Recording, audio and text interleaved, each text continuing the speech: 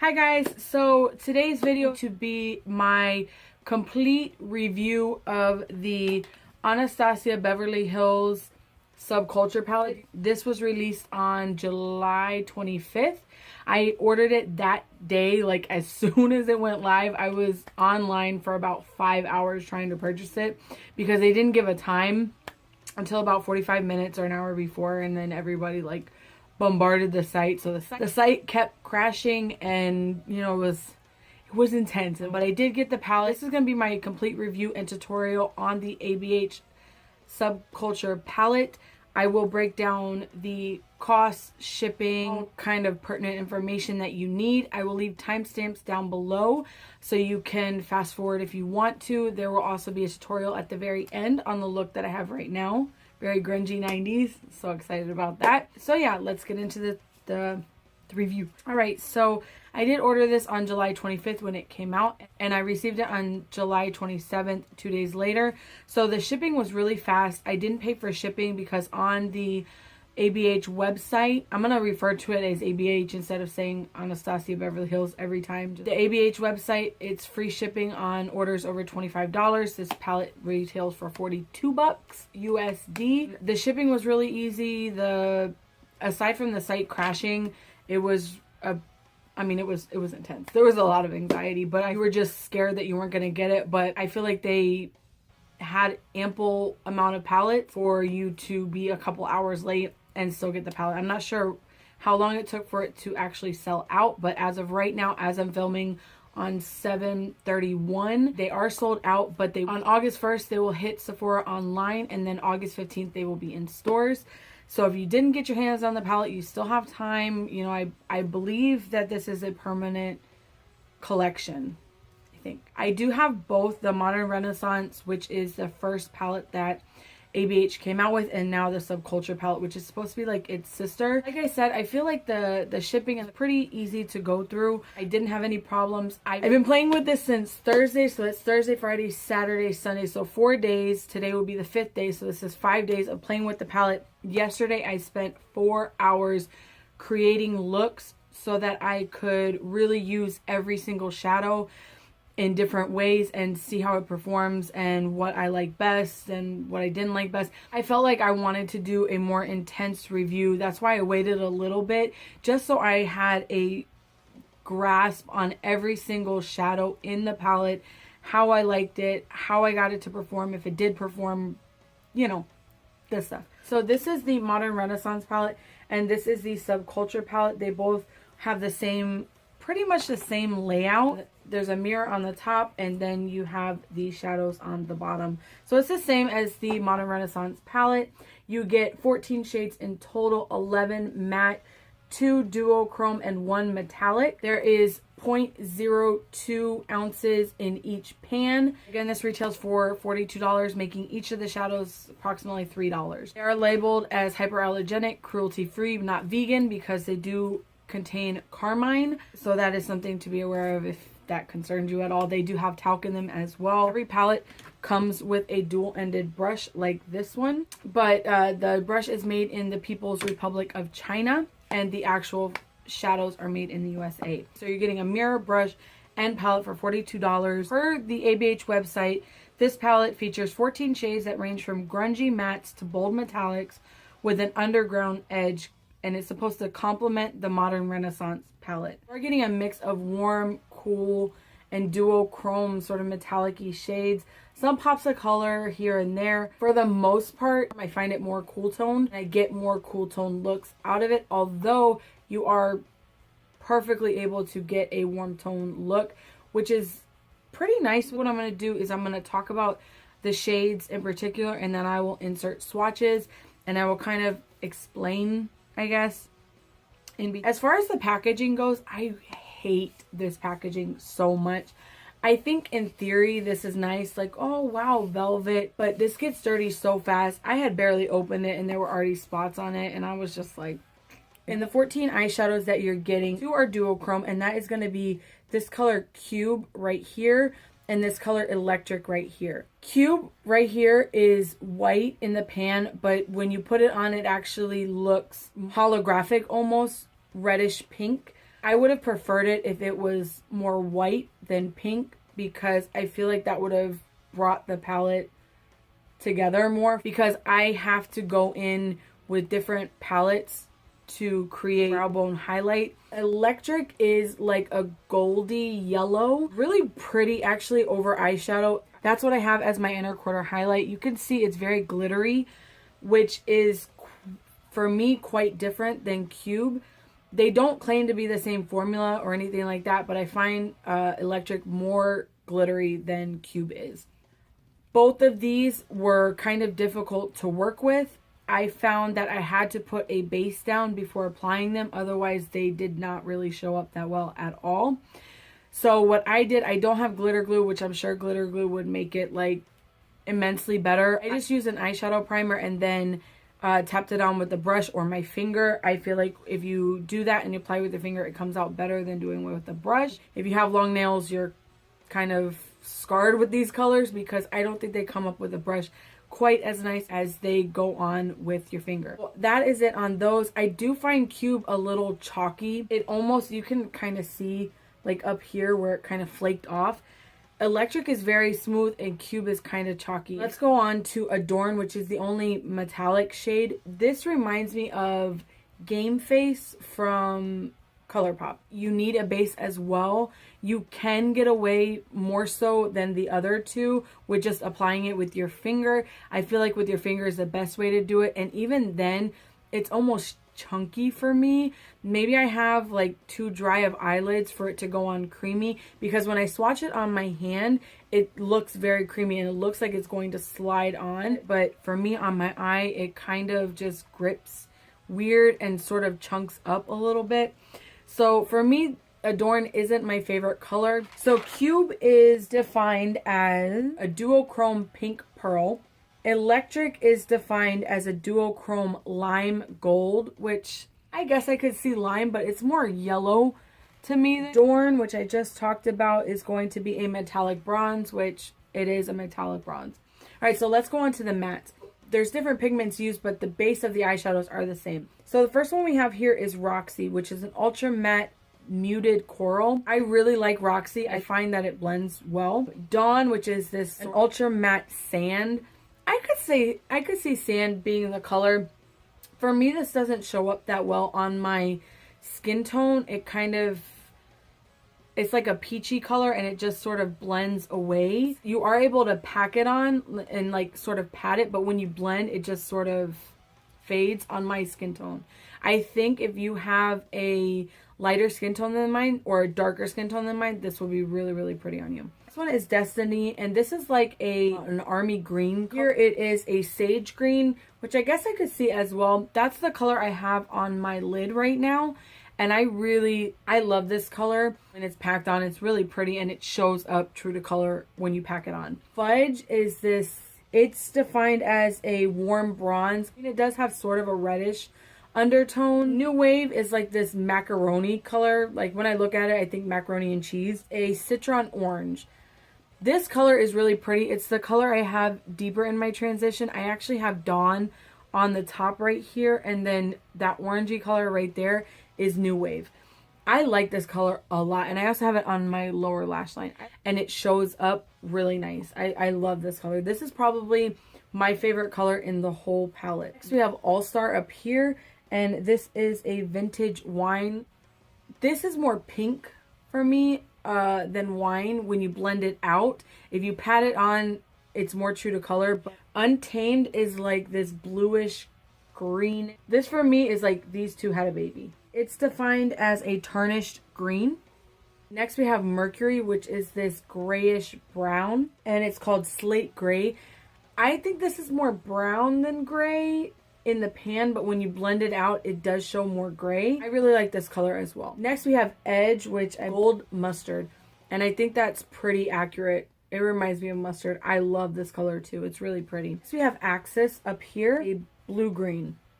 And that's what it is. For me, this is more blue, and I like this color. The only problem I have, these last two colors, they are almost impossible to come off. They get everywhere. It's so pigmented that it just gets everywhere. Next, we have Rowdy. It is a blackened purple, which I would say, yeah, that's an accurate description. Okay, let me give you the rundown. I really thought that this was going to be the same formula as this. And I was super excited because the Modern Renaissance is my ride or die. I love this palette so much. This is not the same formula.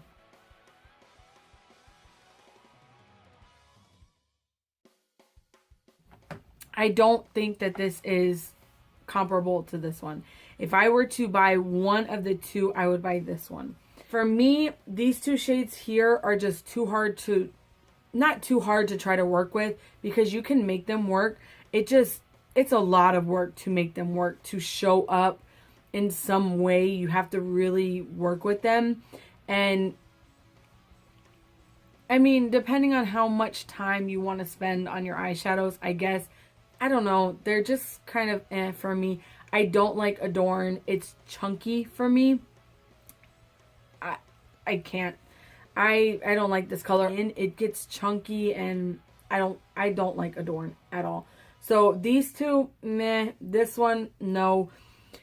My biggest problem with these shadows, I buy these palettes like this for the matte shades because I really like matte eyeshadows. I mostly do matte looks.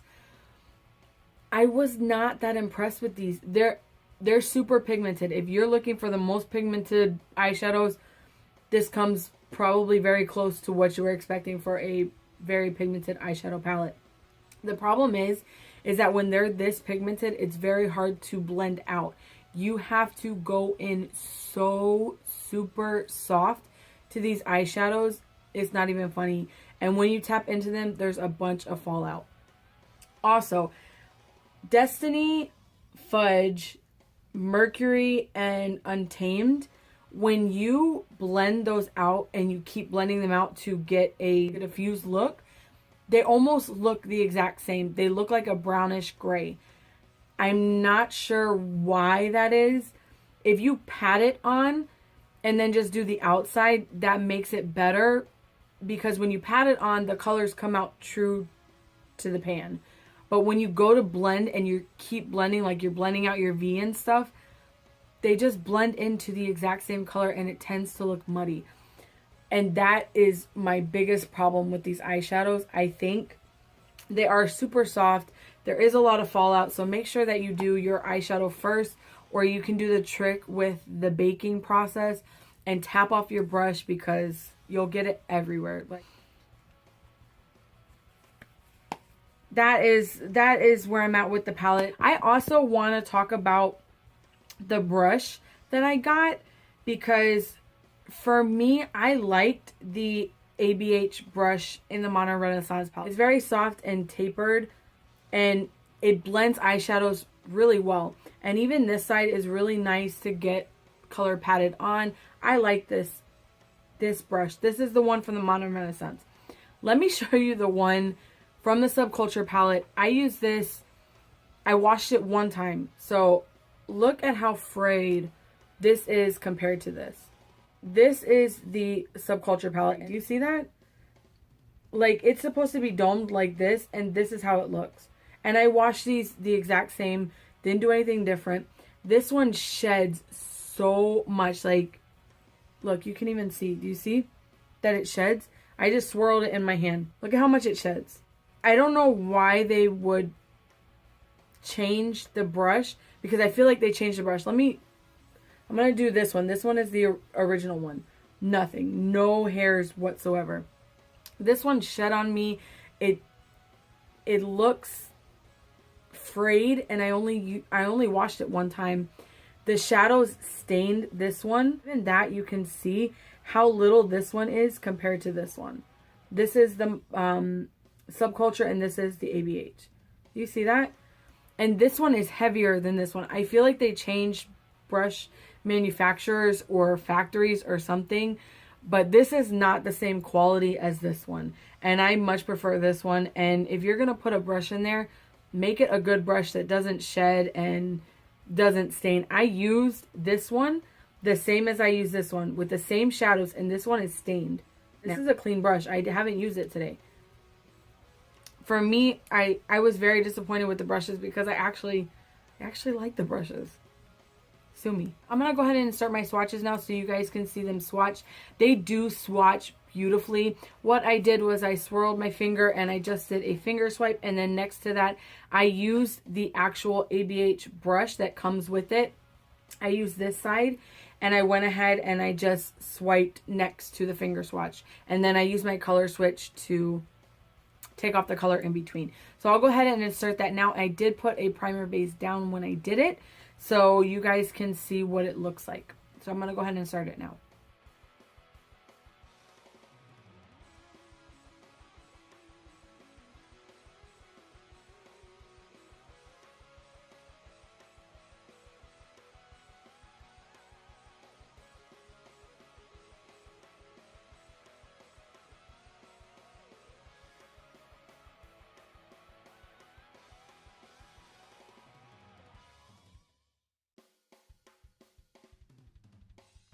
Now that I've sort of walked you through everything, I think, let me go ahead and put in the tutorial right now so you guys can see how these shadows perform, and then I will give my final thoughts at the very end. Okay, starting off, you should either prime your eyes with a very thin primer or no primer. Otherwise, you will get skipping with this palette. I set that down using a cream shadow from my Pixie palette. And then I went in with Dawn, just applying that in between my crease and brow bone, not quite touching the top of my brow bone. Next, I'm going to take New Wave and apply that into the crease. You need to be very careful using any of these shadows. A very light dab into the shadow, and then tap off the excess powder, and then apply very light pressure. Otherwise, you will get skipping with this palette. As you can see that I kind of got skipping with Mercury right here that I'm applying into my crease. You want to apply this slowly with very little pressure and just keep layering the color. Unfortunately, these aren't the easiest shadows to work with. Now I'm going to take Destiny and apply that all over the lid in a patting motion. You can see when you pat it on, it's pretty much the same color as it is in the pan.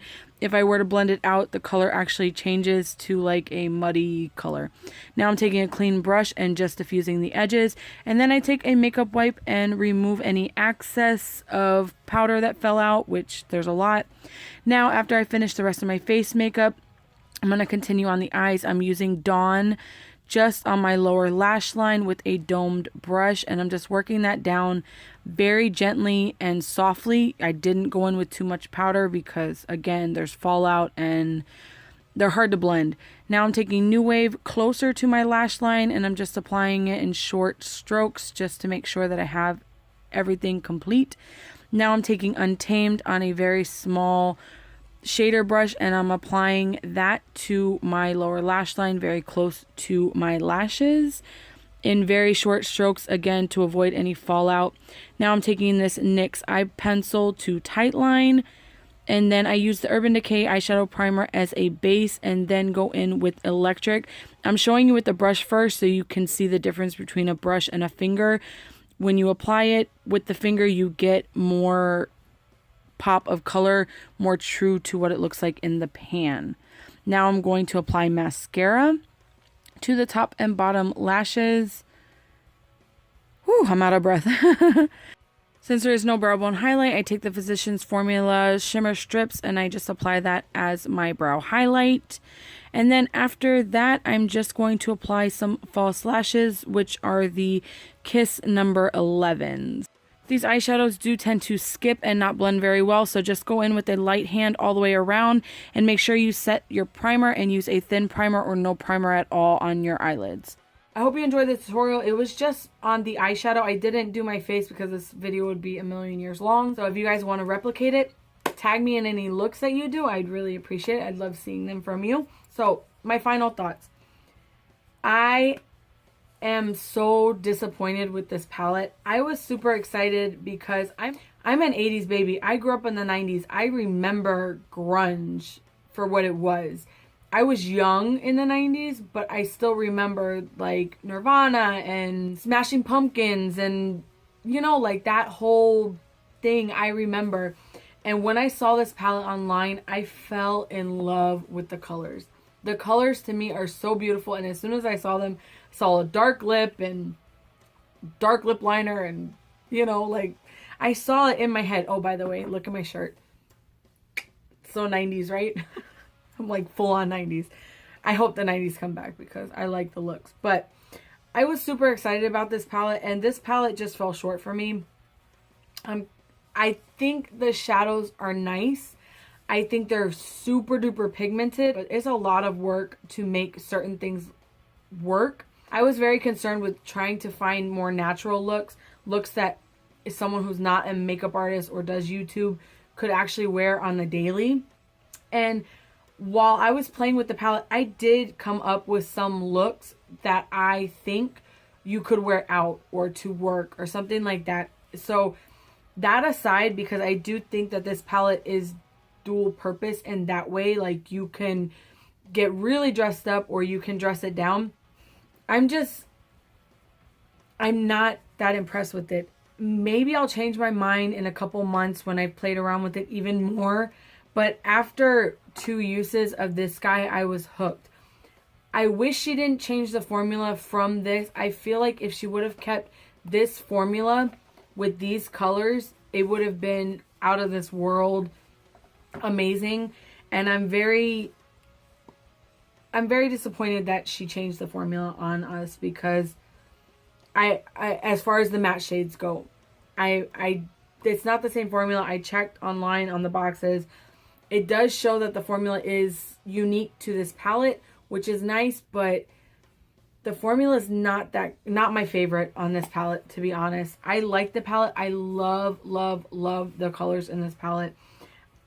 I love it. I wish that there was a brow highlight sort of color, light white or something like that. For me, would have been better than this shade right here, Cube, which is a really unique shade because of how it pools, but it's just a lot of work to get into. I don't know that it's worth it, to be honest with you. I hope that you guys, I feel like I'm saying, I don't know, but I really don't know. I feel like if you're looking for these colors and you don't have anything like it in your collection, you'll probably like these shadows, but you have to work with them a lot, because I feel like these blend so easily, and that's what I was expecting.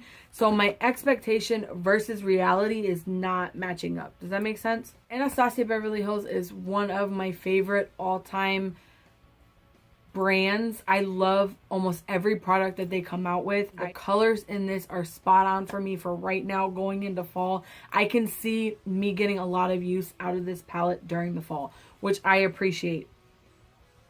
I just wish that the formula was the same to the Modern Renaissance palette, which it's not. It's not. So if I had to rate this palette, the Modern Renaissance palette, 1 out of 5, 5 being the best, 1 being the worst, I would rate this a 5. This would probably get a 3.5, which is because it's just a lot of work. It's a lot of work, a lot more work than this to blend and things like that. So,